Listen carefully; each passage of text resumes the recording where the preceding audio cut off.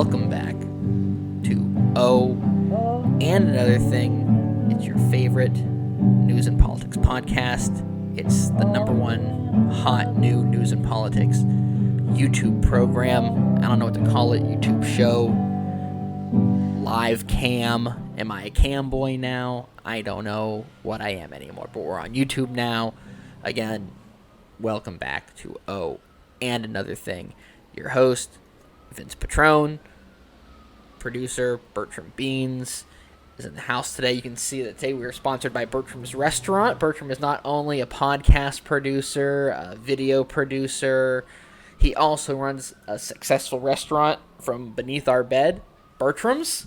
So as you can see, we're sponsored by Bertram's this week. So thank you, Bertram, for that. So got his plug. Hope he's happy. We have a great show for you today. I promise it's a good one. We've had back-to-back good ones, and we're not stopping there.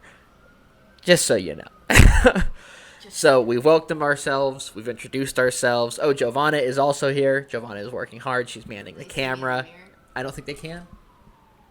No, they can't see you in the mirror, but she's here. She's manning the camera. She's womaning the camera. Oh, jeeps. Anyway, where to listen? Well, you're probably listening already on Spotify. You may be listening on Podbean. You may be listening on Apple Podcasts. That's where I recommend to listen. Where to watch? YouTube. What to do while there? Are you watching on YouTube right now?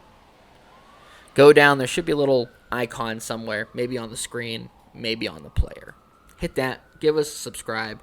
Never miss an episode of Oh, and Another Thing, because you don't want to. Oh, and another thing, you don't want to miss it. That could be the tagline. Anyway, I digress. Follow us there. Subscribe to us there. Give us thumbs up on the YouTube. Give us comments. Let us know how we're doing. Let us know what we missed. Fact check me in the comments, please. Keep me honest, folks. I might be asking for some trouble there. I don't know if that's the wisest thing for me to do, but leave us comments, leave us ratings on YouTube, subscribe and share. Share us wherever you can. Share us from YouTube, share us from Spotify, share us from Apple Podcasts. Get us out there to the people we rely on, you, the listeners, as we don't have an advertising team here. All of our money, again, goes to Bertram. Bertram gives us money, and it goes back to him. He doesn't seem to understand why we didn't want to do this, but I hope he's getting the point now. Anyway, have a great show for you today. You can follow us on Twitter, too. We're a little disjointed right now. You can follow us on Twitter, Vince, at Vince_Patrone, Yukon Carnitas, a tool for the left, or follow Bert's account, follow the show account, Oh, and Another Thing. Just search for us. You'll find us. Follow us there. Interact with us there. Have a good time with us there. Again, we have a great show for you today. We have the latest on coronavirus. We're going to talk about the relief package that doesn't feel all that relieving. Then we ask, is it time for us to start thinking about letting Mike Pence just run the clock out on this administration? We have all that and all the other things this week, so let's get on into it. First, the latest from the Washington Post. As we already said, and we'll talk about it more in the pod here, the House on Thursday, that's yesterday, passed a $484 billion aid package to replenish a small business loan program that was overwhelmed with demand. Trump has said that he will sign the bill. It also includes funding for hospitals and a new coronavirus testing program. Meanwhile, as of yesterday, the death toll from the coronavirus outbreak in the United States is closing in on 50,000. As projected, I think they were saying we would probably be at that by the end of April per the new projections, so we're keeping true to the projections, yes, which is not a good thing. Excuse me for laughing about it. It's just very uncomfortable, all the death. We have 862,000 cases reported in the U.S. Remember, that doesn't count people that are just hanging out at home, just dealing with it. In addition, more than 26 million Americans have filed for unemployment benefits since the outbreak began, and that number grew by 4.4 million last week, according to jobless figures released. More news for you, vaccine expert, and again, all this comes from the Washington Post's website. I should plug that now. All the headlines here come from Washington Post. Reading it right off the website. All right. Vaccine expert Rick Bright is filing a whistleblower complaint. His attorney said Thursday. Oh, I misread that. Bad reading by me. Anyway, so Rick Bright is filing a whistleblower complaint saying that the Trump administration and the president himself pushed him out of the administration, out of his job doing biomedical advanced research and development because he resisted the president's effort in pushing you know what I'm talking about, hydroxychloroquine as a potential COVID-19 cure. I didn't want to try to pronounce it. I saw the word and got very scared. We got through it, though. So he didn't want to push that, and now, as of literally moments ago, the FDA has even started warning people about taking hydroxychloroquine. So Rick Bright didn't want to help the president do that. He's now filing a whistleblower complaint saying that is what led to his firing. Could this lead to another impeachment? Probably not. Should it, in any other time? Absolutely. More about that later, but I do not think this will lead to another impeachment. It will go in front of the new Senate or the new House committee. The House established a committee yesterday, amongst all the other stuff they did, which we'll talk about, that allow them to investigate the administration's handling of the coronavirus, where they went wrong, where they went right. They started a subcommittee, as they're calling it, that allows them to do this kind of investigation. So I'm sure that this Rick Bright will be appearing before them, and I'm sure we'll have, at some point, some television coverage of that. And maybe it'll take 12 hours, how we like our congressional hearings to go. So, anyway, Senate Majority Leader Mitch McConnell was criticized by governors from both parties for suggesting that states hit hard by the outbreak should be allowed to seek bankruptcy protections rather than be given a federal bailout. And to quote Andrew Cuomo here, this is really one of the dumb ideas of all time. A quote directly from the New York governor, Andrew Cuomo again. More than 4.4 million Americans filed for unemployment benefits last week, according to the Labor Department, a signal the tidal wave of job losses continues to grow during the coronavirus pandemic. And really sad news here, Donald Reed Herring, the oldest brother of Senator Elizabeth Warren, has died of the coronavirus. But looking for some bright side here, perhaps this puts Elizabeth Warren on some kind of like a John Wick type vengeance mission, and we end up with something great from it, from her anger, from her passion, from her sadness. Sad loss, good could come from it. So anyway, I don't know why that was one of the headlines for today. I don't know why that's one of the major headlines, but anyway, RIP to him. Millions of Americans are still waiting for their first unemployment check. The growing national backlog, according to a Post analysis, has proved particularly problematic in Florida, where fewer than 7% of applicants have received aid. And then last night was an NFL draft, and I don't know how it went, but I saw that Sean Payton got in trouble for eating unsanctioned snacks, non-NFL sanctioned snacks, I guess. So he'll probably get in trouble for that. But Joe Burrow got drafted number 1. Bengals are going to have him. The Bengals are going to enjoy not going to the playoffs for another 12 years with him. So I don't know how long it's been since the Bengals have been to the playoffs, but as a Steelers fan, nothing makes me happier than to know that they haven't gone on our accord in years. So shout out to that. Actually, I think they were in the wild card round maybe a year ago, 2 years ago. Regardless, I wonder what that means for what's his face, the Red Rocket. I can't think of their old quarterback's name right now. Doesn't matter. Not part of this podcast. So anyway, back to, I guess not the biggest news, but the big news of the day yesterday was obviously the House passing the $484 billion aid package to put, again, more money back into that small business loan program that had already been drained by small businesses and Shake Shack looking for financial relief. As the president pointed out, the program was very popular, as being on the edge of financial ruin is incredibly cool now.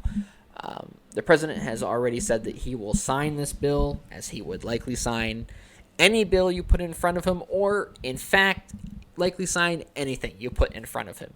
You put a bill in front of him, a summons in front of him, a tax filing, a Chinese loan for a skyscraper in Manhattan, a son he recalls having, but who knows? Republicans had been trying to pass the bill all of last week. However, Democrats on the Hill held out as long as they could to get a few small things of great importance into the bill, things that really matter to everyday people. Things like testing, maybe not advanced testing, but more testing, more money spent to get us more testing so we can get on the path to reopening, $25 billion worth, $75 billion for hospitals, and then another $60 billion in economic disaster loans for small businesses. However, after seeing how popular the Paycheck Protection Program was already, it's safe to say it's safe to say that there will be another package coming after this. And that would be true with literally any other federal government. I apologize for moving the microphone so much. I know some of our listeners out there have noted that I move the microphone too much. Don't have a swivel mic. We'll get to that.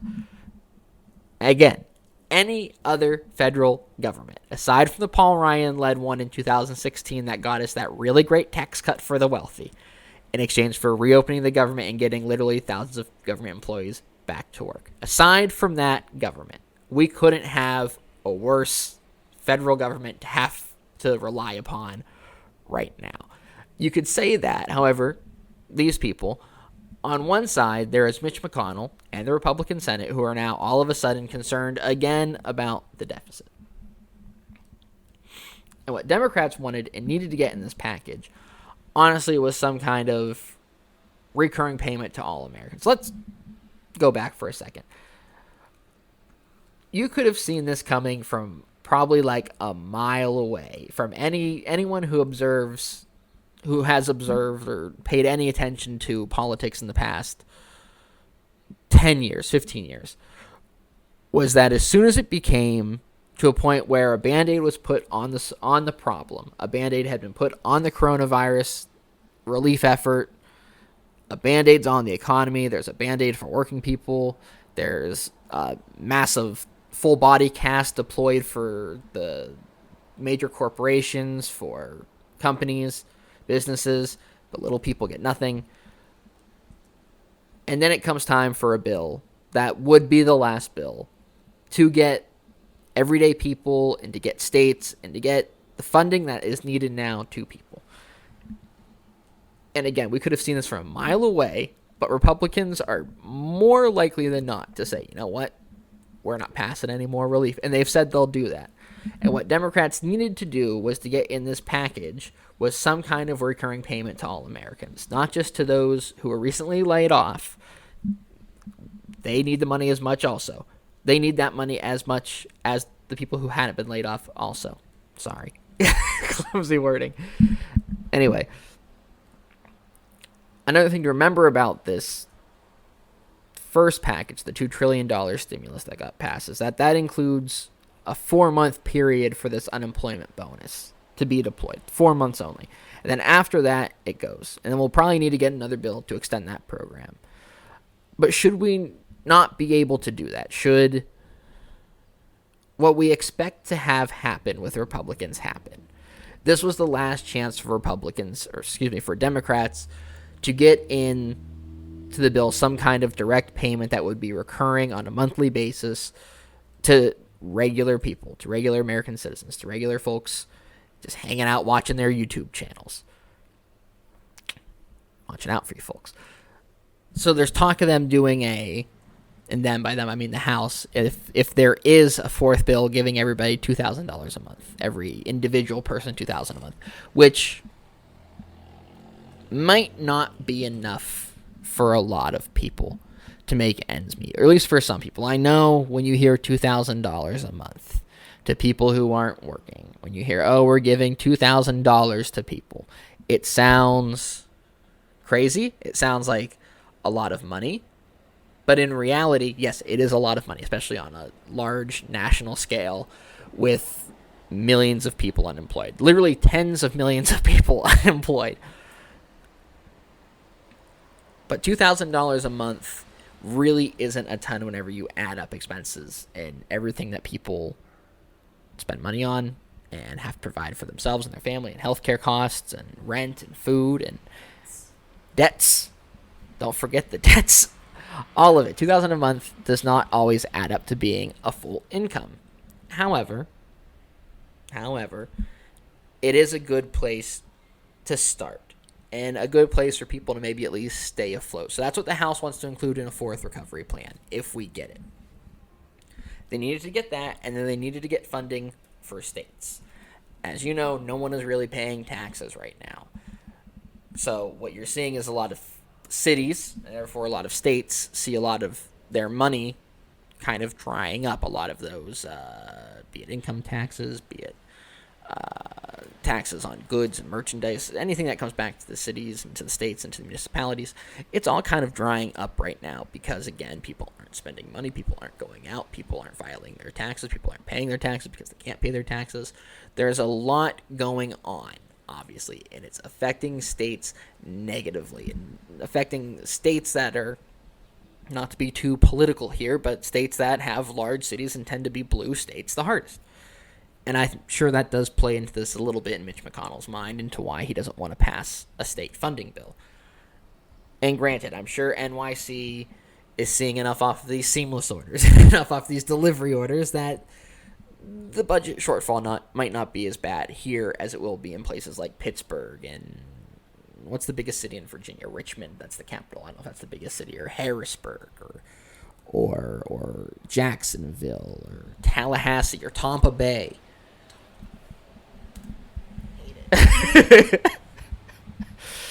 But there's places that, with states going bankrupt and cities going bankrupt, it could have a truly cataclysmic effect on the entire nation, on the entire economy, and on literally the entire nation. It could cause states to have to file for bankruptcy, which is, again, well, first off, not allowed by federal law. Federal law states that a state cannot declare bankruptcy. I just learned that yesterday. It turns out that would be kind of like a states. I don't believe in states' rights issues because I know that states' rights issues tend to just be scapegoats for people who want to justify the Civil War as more than just a war over the enslavement of black folk. Which is, of course, a different issue for a different podcast. So again, federal law does not allow for you, a state, to declare bankruptcy. However, cities can declare bankruptcy, and that gets confusing, and I don't understand why that works. Anyway, for some reason, Mitch McConnell seems to think that states declaring bankruptcy is a better option than the House and the Senate paying out state pensions. This is the hang-up for him. The big concern is that if it's so ridiculous that it's hard to figure out how to necessarily relay it. Mitch McConnell's alleged major concern for why he doesn't want to pass another stimulus bill. Aside from that, well, we've already spent too much money. The deficit's already rising rapidly. We've already put trillions of dollars to the deficit. Aside from all that false caring about the deficit, all that bullshit that they talk about with the deficit, whenever they're the ones who routinely blow up the deficit year in and year out with corporate spending and wasteful government spending left and right. But that's, again, for a different podcast for a different time. Mitch McConnell thinks that bankruptcy is something that will help fix the states. He doesn't want to use federal funds to pay for state employee pensions, which is a really interesting stance for him to take, especially since he fought tooth and nail a couple weeks ago to get unlimited funding to just give out to major corporations, so that way they could likely pay the pensions of the CEOs and corporate members of their boards, because we know that's what these major corporations and banks do with bailout money when they're given to them, is they go and they spend it frivolously on the billionaires of the company. He has no problem spending the money then. The federal deficit doesn't matter whenever there's money going to people that pay Mitch McConnell's campaigns. It doesn't matter whenever the corporate wing of the Republican Party starts calling for money. There's money there. Whenever we need to find a way to keep businesses going, whenever we need to find a way to keep the cruise lines going, we need to find a way to keep the hotel industry afloat, there's always money for it. But whenever it comes time for us to support the states, when it comes time to support people like police officers, firefighters, I don't really care about the cops, but they protect us, technically. Anyway, I don't want to praise the cops, but they'd be people who would be getting paid if states run out of money. Firefighters, if states run out of money, they don't get their money. Libraries, no money. Postal workers, no money. With a whole other litany of things. State stores, if you're in a store that has liquor stores run by the state, they're gone. They start shutting down left and right. The things you care about start going away more and more because of it. But Mitch McConnell doesn't care. Think about what has to be done then for a state to declare bankruptcy and receive bankruptcy forgivenesses and whatnot. They'd have to go to federal court, which again goes directly against the states' rights arguments that Mitch McConnell's own party, in an argument he seems to support quite staunchly, judging by the pictures. Every day I am given another reason to ask how anyone can vote for these people in an honest fashion, in a setting that is truly, I like the policies that Mitch McConnell and the Republicans stand for. I truly do believe that our deficit is too high. And if you could explain to me why you think the deficit is too high, and why you think that we shouldn't be spending money on citizens, and why we shouldn't be spending taxpayer money on getting people things they need and providing people with what they need instead. But every time we need to do a tax cut for the wealthy, or every time we need to take money out of paying back those debts, which is what money from billionaires can do, we don't need to worry about it. Unless it's time to give it to the poor folk. Then we do have to worry about that deficit. Mitch McConnell would rather Pepsi get another $1 million than see a firefighter keep his house. That is plain and simple. That is what Republican thinking is. And I think that should tell you all you need to know about Mitch McConnell and the Republican way of thinking. There were some gets in this round for the American people, aside from small businesses. Hopefully not Shake Shack and that steakhouse everyone keeps talking about this time. But more money will be spent on getting testing done, which is great. Testing is the only thing that we can do to get us back to open responsibly and fully open and in a reasonable way. Another major issue Republicans in the Trump White House didn't want to take care of. One of the things they wanted to ignore because it's complex. It has a lot of layers to it. I can't think of the word right now. Nuance. It's a nuanced subject. It would take a lot of work. It would take a lot of competence to do, so they would rather ignore the testing issue. Luckily, Democrats said, no, you're not going to ignore the testing issue. You're going to fund the testing. We're going to find a way to get testing to more people, and you're going to fund it with $25 billion. So that is good, and they're also getting money to hospitals because we know what happens when hospitals don't have money. They shut down, and what's the last thing we need in the middle of a pandemic? Shut down hospitals. Exactly. So some good news. However, the misses by Democrats at crucial times show a pattern that Democratic lawmakers tend to have, and that is just to kind of, I don't want to say roll over, but definitely give in and not take as much as they should be, which is fine, again, with any other legislature when you know that there might be another bill coming, when you know there might be another opportunity for you to get done what you want to get done. Again, that is not the reality with this legislature. This is Mitch McConnell's legislature when all is said and done, which may be one of the more frustrating aspects of today's political landscape, is that we have a really great House of Representatives. We have a great Speaker of the House. We have really good Democratic senators. There are some okay. No, they all protected a shit president. They all protected a literal tyrant. So no, there's no good Republican senators. Take back anything I was about to say. But everything, and you can say what you want about the Democratic Party, but everything they've done so far has been more than what the Republicans would do for us. And one of the biggest shortfalls of this Mitch McConnell and the cynicism brigade, as we're going to call them, having control for all these years, is that Nancy Pelosi and Chuck Schumer are both incredibly naive about getting Republicans to work with them. They are incredibly naive about it. They keep trusting and trusting and trusting that there will always be a next bill, that there will always be an opportunity for bipartisan work on the bill, that there's always a chance to get Republicans to come over. We know that is not true. And we know that we can keep playing fair. The Democratic Party can keep playing fair as long as they want to, which works for some folks.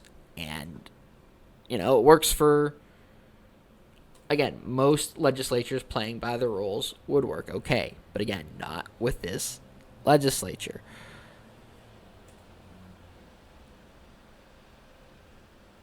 Folks like me, who know that Republicans and Mitch McConnell are a roadblock, understand that. When Democrats play this game for, well, we got this and we're lucky to get this because Republicans didn't want to give us this, that works for folks like me. That works for folks that might be listening to this podcast right now. Maybe you keep up very closely with politics and you understand, maybe not understand or understand. You get the game of it. You understand that there is give and take and that nothing is ever absolute. However, the larger portion of the voting population is not going to read it that way. They see Democrats hold up Republican efforts to get small businesses more money as a headline. And for what?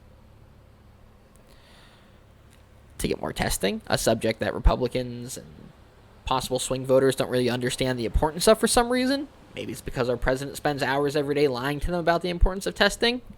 Who knows?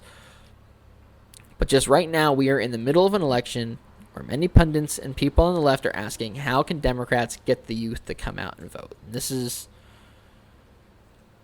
probably the most important thing for the establishment to remember. If I can give the establishment a thing to take from this podcast,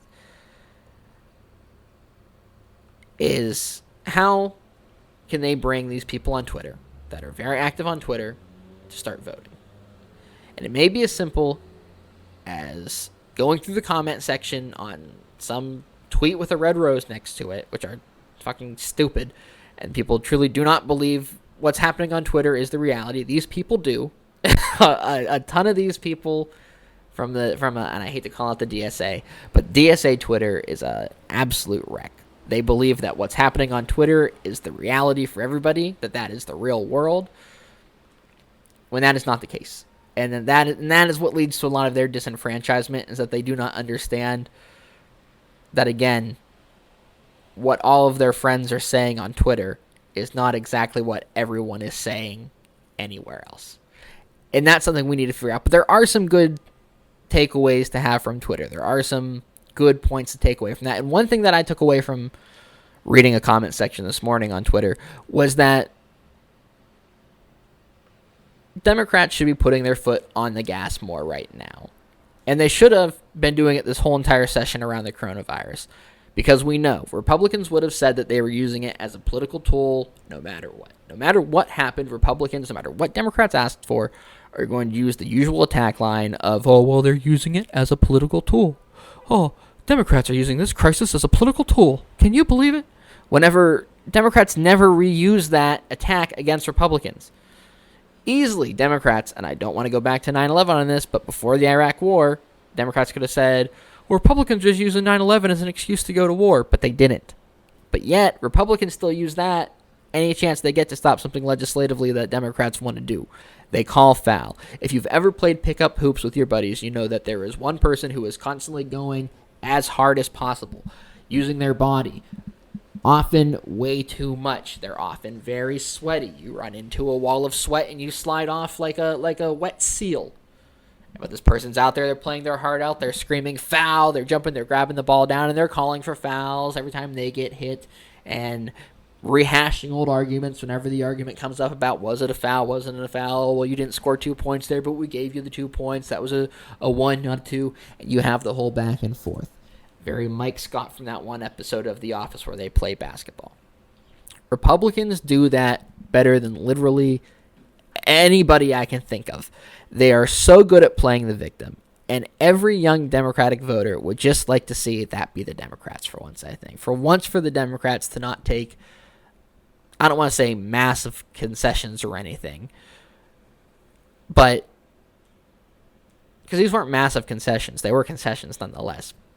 But I know what people want to see is they just want to see Democrats say, no, this is what people need, and this is what they're going to get. Now, there is no guarantee of a fourth bill, as McConnell thinks they have done enough, and he doesn't want to tack on any more to the budget, whatever the fuck that means. And we know it's hard, and it's a shitty line to hold on to not pass more money to states to pay for people that rely on money from state pensions, to call it a blue state bailout. It's a hard, shitty line. But if anyone can hold that shitty line, we know it is Mitch McConnell. When we come back, it is time for us to really, really push the 25th Amendment. And we'll talk about that and all the other things when we come back with more. Oh, and another thing, right after this. Welcome back. Well, we're not back. We're in the PSA portion of Oh, and Another Thing. Welcome. If it's your first PSA, boy, are you in for a real treat today, because we're here to talk about... What are we talking about today, Bert? Where's it at? Where's the note? Sidewalk convos. I love them. I shouldn't be hearing them. Two things to this. Two levels to this. Why I shouldn't be, again, hearing sidewalk convos. One,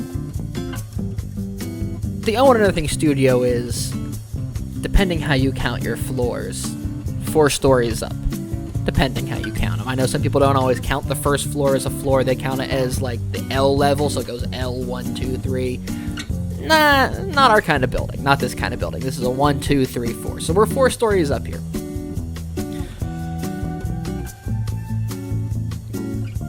You, for one, should be inside. For starters. You shouldn't be outside having your personal conversations. If you have to be out and you have to be out, and you have to be about, that's one thing. But you shouldn't just be outside right now. Secondly, you shouldn't be just screaming on the phone. Why can I hear you screaming your entire phone conversation 4 stories up? Don't even get me started on car Bluetooths. Jesus Christ, turn down your speakers. Jesus Christ, you don't need to have it all the way up. I don't care what Richie said at the party. I don't care. I don't care. I don't care. And I shouldn't be hearing your conversations because, again, I live 4 stories up. You should be wearing a mask if you have to be outside, so that should be muffling your voice a little bit. Secondly, you shouldn't be outside. And 3, again, I live 4 stories up. So we shouldn't be hearing your conversations at night when we're trying to fall asleep. Or enjoy an episode of The Sopranos. Or enjoy a podcast. But no, it's... all day long, because you people don't know how to control your voices on the goddamn cell phone. On your pods. Christ. Hang up the phone, go home. I shouldn't be hearing your street conversations. More Oh and Another Thing right after this. We're gonna let the music play out here. We like this. We like the PSA music. We're gonna let it play out. I'm very upset.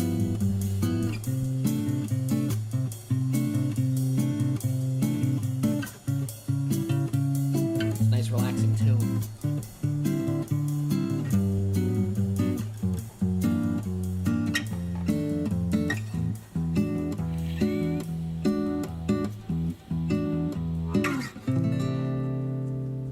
Much better, right? Much better. More Oh and Another Thing coming at you. Welcome back to Oh and Another Thing, back from the PSA. It's been a long, however long it's been. And again, we live next to a major road here. We live next to a sidewalk that gets a lot of use normally. And it's just been 10 times more noticeable, all these street conversations everybody's having, and everybody's constantly shouting and hollering about something on their phone. It's very discerning. It's not for us. Anyway, welcome back. And it's time for us to talk about something that I've been avoiding talking about for a long time on the program and on Twitter, and that is using the 25th Amendment to remove the President of the United States. Because I, for one, also know that it's likely not going to happen, so why waste our time with the thought of it? However, we need to fill time. And after yesterday's press conference and other press conferences leading up to it, I think it's time for us to start thinking about just letting Mike Pence run the clock out on this administration. Just find a way to push Don either out of the picture, establish him as a lame duck president in some kind of way, because at this point everything he is doing is causing way more harm than it is causing good. And I mean that in a strictly black and white fashion, in a purely there is no other way to say it. Yesterday, he goes up in front of the podium, in front of the press, in front of millions of Americans, as he has that kind of broadcast scope. He goes up in front of, likely, a lot of loyal followers of his, which is a weird thing to say about an American politician. Goes up and starts talking about how they're testing a bright light that, when shown through the skin or on the skin or over the skin or some bonkers thing, is strong enough to warm the virus away. And you heard when he said that, as soon as he said that, you felt this weird hush go over the room. And I didn't watch it happen live. I watched a secondhand recording of it. I don't remember what we were doing yesterday during the press conference. Probably watching Sopranos, or what were we doing yesterday? Listening to podcasts. Okay, we were listening to podcasts yesterday during the presser. He says that, and we see the clip, and you feel the hush go over the room. And it was at that moment that I said, oh, no, he really isn't well. I tried to say, maybe he's just a shitty dude. He's not a very smart man. I didn't want to say he had some kind of dementia or some kind of lack of reality. But this man lacks reality. He says they're going to have the doctors testing this shining light through the skin and obliterating the virus via light.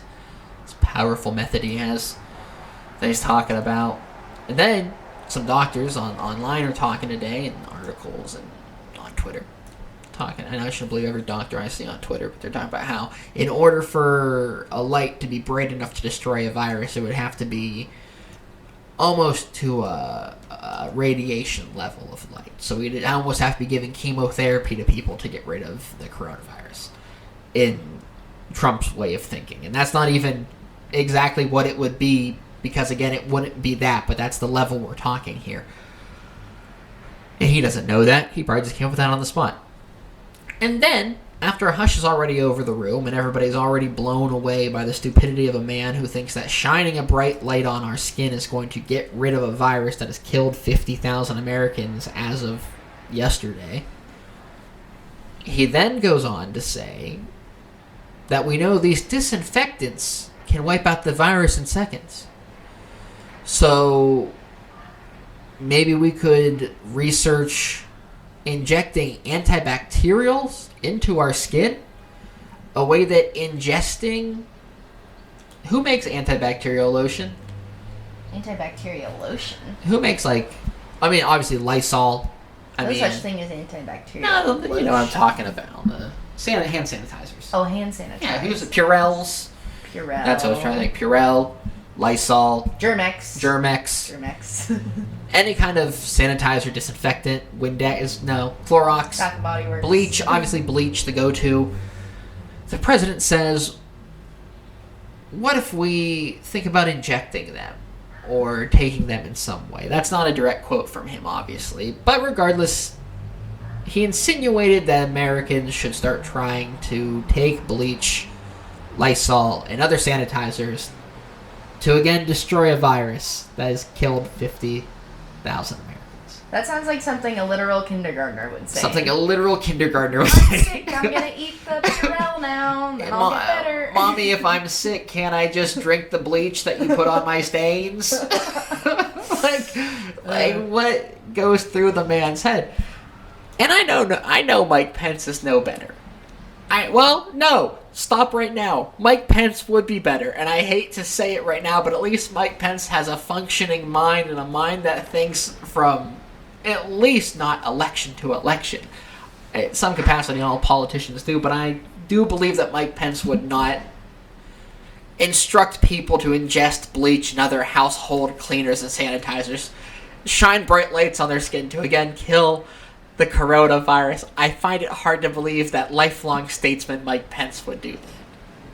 Granted, Mike Pence has his own shady therapy ideas, so maybe I shouldn't put it past them. Maybe I shouldn't put...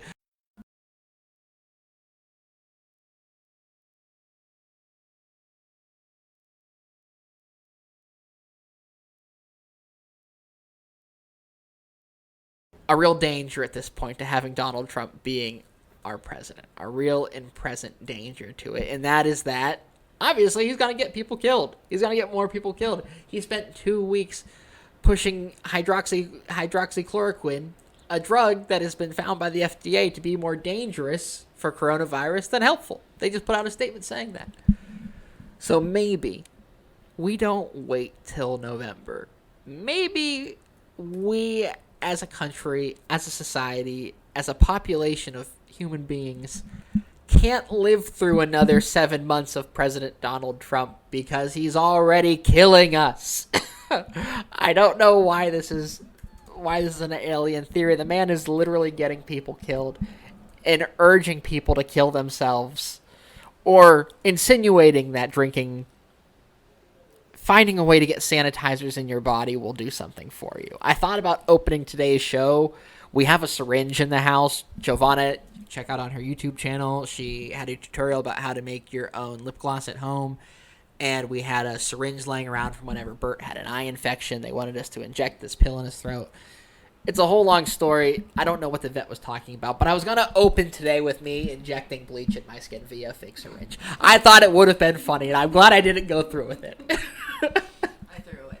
Oh, why'd you throw in the syringe? Oh, you were saying it was all grody and glossy. You know, actually, those little mixing bowls, that one that you put the gloss in, I'm still trying to get gloss in it. There's still gloss in that bowl. Like, that's the whole idea. Regular people shouldn't be trying to use syringes in their own homes. They shouldn't be trying to regular perform people medical procedures at home. Well, And that's not even a medical procedure. my mom's pretty good with a syringe. Well, yeah, your mom is, like, trained, though. I think the idea that he's even implying that people should DIY their own cures is a terrible Terrifying. thing. It's like he goes on a witch medicine tour, like once a week for us, like just town to town, something new every week that'll work for us. So maybe it is time for us to start calling our senators, calling our House of Representatives member, wherever you're at, and say, hey guys, let's get together on this before he kills another 50,000 people. Before fall gets here and we get that second wave the CDC says is coming, that Trump tried to make the CDC director say wasn't coming. Let us not forget that the President of the United States forced the CDC director to clarify comments saying that there could be a second wave of coronavirus. He then took that chance, the CDC director, to say that there's going to be a second wave of coronavirus in the fall, and if we're not prepared for it, it'll be worse than the one we're going through now. Maybe it's time to start calling your congressman about not just vote by mail, not just securing November's election, not just making sure there's funding for states in another stimulus bill, not just making sure that there is funding for, people. Don't just, mostly call for that. But maybe if you have a chance, slide in, hey gang, let's think about getting rid of this president again. Let's see if we can find a way. I know Jim Jordan's not going to go along with it, but we got to find a way to maybe do this. So it's worth a shot before, again, 50,000 more of us die. Maybe I'm being as naive as Nancy Pelosi and Chuck Schumer to think that this is a reality. But who knows? Again, thank you for listening to and Another Thing all week long. We had today's episode. If you want to, you can go back and check out Tuesday's episode where we chatted a little bit about white supremacists saying that they don't need to worry about getting sick because Fuddruckers and Jesus Christ will save them. Go back and check out that episode. We had that on Tuesday. You can find that on YouTube. You can find all of our previous episodes obviously on Spotify, Apple Podcasts, Podbean. YouTube's only goes far back as 3 episodes. Go back, give us a listen, subscribe to us, rate us, comment, share, do all the things good listeners do. Thank you for listening to and Another Thing. We'll be back next week with more and Another Thing.